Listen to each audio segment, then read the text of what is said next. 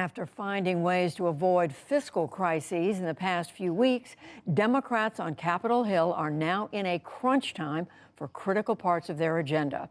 Our Lisa Desjardins joins us to talk about three high-stakes issues that seem to be at pivot points: the Build Back Better bill, immigration, and voting rights. So hello, Lisa, a lot to keep track of. Yes, so Build Back Better, this has been a central part of the Biden agenda. Where does it stand? Judy, Democrats wanted to get this through the Senate by Christmas, you'll remember.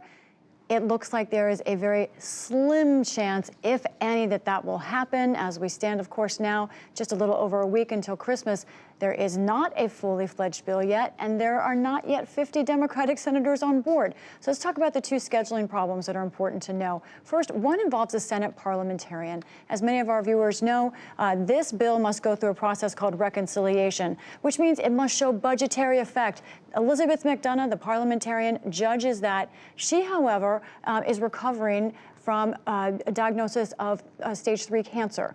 And so in addition to this being a difficult bill for her to render opinions on behind closed doors, she's trying to give Democrats guidance, it is taking longer than usual because of her health. The second issue, Senator Joe Manchin. He has not yet signed on to the provisions of this bill. He is in meetings daily, sometimes I'm told hourly on this. Everyone wants him to sign on, but he is not there yet.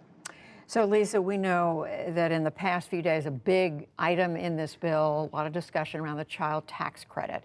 That's been hanging in the balance. Where does that stand? This is one of the issues that we heard from Senator Manchin this week. And I just said everyone wants him to sign on. I should be clear.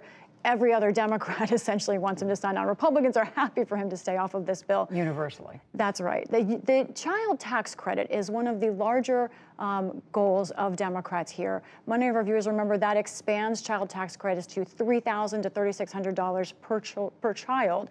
But it runs out, Judy, and in fact, it's due to run out. In fact, the last of those expanded checks went out this week. In Build Back Better, that would actually extend that. But Manchin has a problem with how it's funded. Let me explain how this works. He's looking at the total overall cost of the bill. If you look at what it costs right now, as it stands, it's about a $1.6 trillion bill, Build Back Better. That includes just 1 year of that expanded child tax credit. Joe Manchin says, I don't buy that math. I think we ultimately will try to extend it for 10 years, which is the main usual length of the bill. If you do that, according to the Congressional Budget Office, the bill's cost goes up to $3 trillion. So Manchin is saying, I don't buy that we're just going to do these things for 1 year or 2 years. I want us to say we're going to pay for it the whole time, or make sure we're not putting items on the table that are short term. This is a major problem for Democrats to solve. Either they come up for a way to pay for it and bring Manchin on board, a larger bill, or they have to take the child tax credit out. Okay, a very different part of the bill that I want to ask you about, and that's immigration reform. This is something Democrats have also been pushing. Remind us what's at stake here and what is the Democrats' proposal? Millions of lives are at stake, and of course, many political dynamics as well. Let's start with what the proposal is in the current version of Build Back Better. What's being discussed? It's a parole status for millions of Americans who, or I'm sorry, not Americans, but millions of undocumented immigrants who arrived by 2011. It would be a status that they could have for 5 years and renew for up to 10. It is not a path to citizenship, not a green card. That's something immigration advocates wanted. It is not in here. It is estimated by progressive groups that it would help about 7 million. CBO says 6 million. So millions of people. This would be a status that many people have sought. What is not in this version on immigration is a path to citizenship for Dreamers, so-called DACA recipients who came here as children, TPS, or temporary protected status individuals who are here because of disasters in their country. Our producer, Sahar Khan, spoke to those people, DACA recipients and TPS recipients, about their mixed feelings about this bill, what their immigration status means right now here in America. Let's listen. My name is Yvonne Diaz. I'm 33 years old. My name is Rajbin Shrestha. I'm 44 years old. My name is Efrain Leal Escalera. I am 32 years old. I reside in Denver, Colorado. Hi, my name is Daishi Miguel Tanaka. I am 24 years old and have been in the U.S. since I was 6 years old. My name is Eva Santos Veloz. I am a Dominican DACA recipient.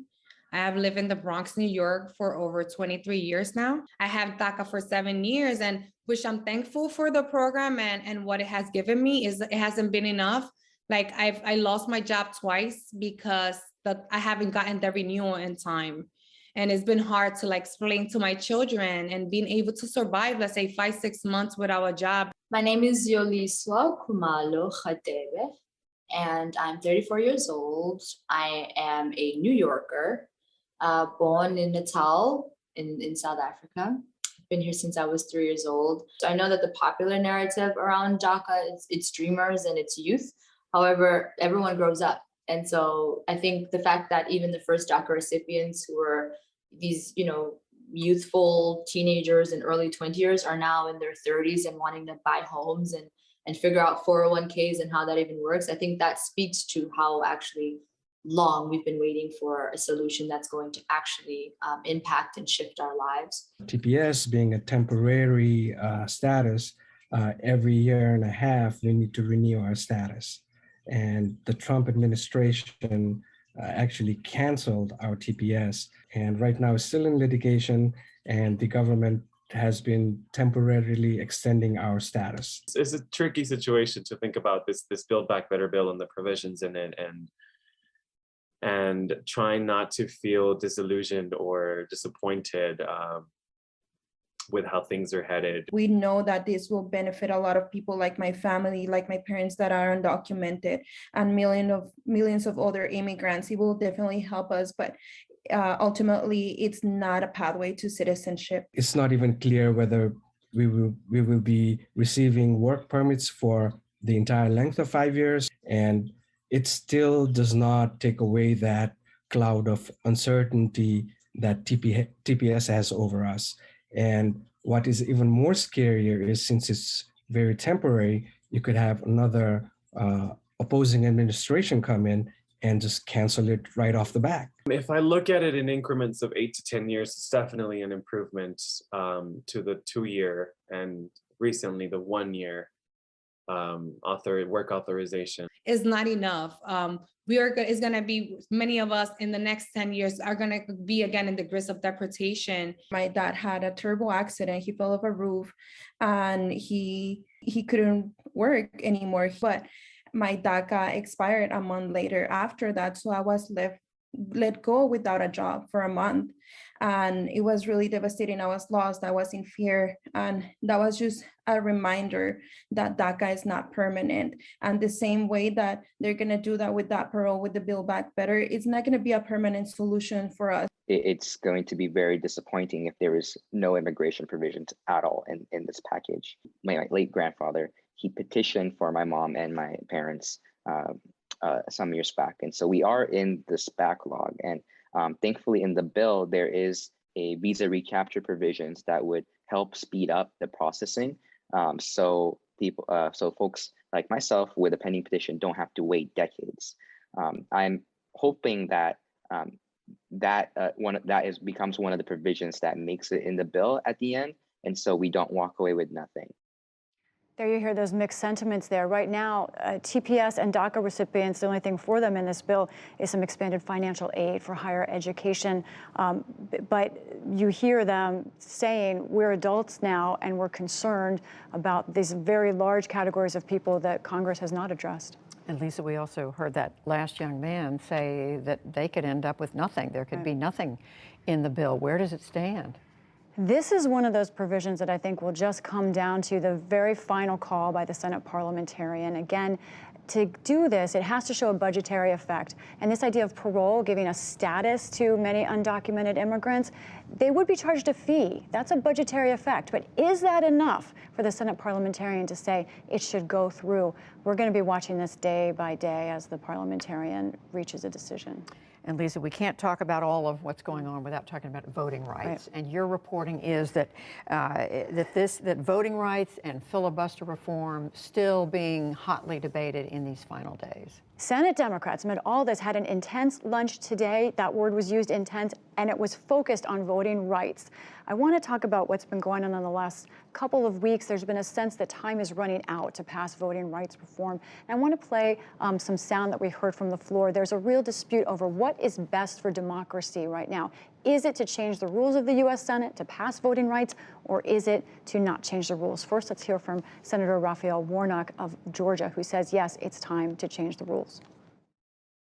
So when colleagues in this chamber talk to me about bipartisanship, which I believe in, I just have to ask, at whose expense? Who is being asked to foot the bill for this bipartisanship? And is liberty itself the cost? That idea that bipartisanship is the idea of the filibuster, which of course allows a minority in the Senate to rule the Senate because you need 60 votes generally in order to break a filibuster. Now, the two reasons the filibuster rule is intact are Senators Joe Manchin and Kyrsten Sinema. Kyrsten Sinema very strong on this point. I want to read a statement that her office gave me about why she thinks it should stay in place to defend democracy. Here's what she wrote. This is from her office. Senator Sinema continues to support the Senate's 60-vote threshold to protect the country from repeated radical reversals in federal policy, which would cement uncertainty, deepen divisions, and further erode Americans' confidence in our government. So here you see voting itself at stake and the Senate as an institution at stake, and Democrats wrestling over what do we need to do? Do we change the rules to, in our view, protect voting, or do we protect the institution? And does that protect democracy? Right now, the truth is, though, Judy, Democrats do not have the votes to change the filibuster rules, but my sources tell me, people involved, they are trying to convince Manchin, and he seems to be listening, they say, to perhaps changing the rules so that there's a talking filibuster, for example, make it harder to filibuster. We know you're going to continue to watch this and all of it. Lisa Desjardins, thank you. You're welcome.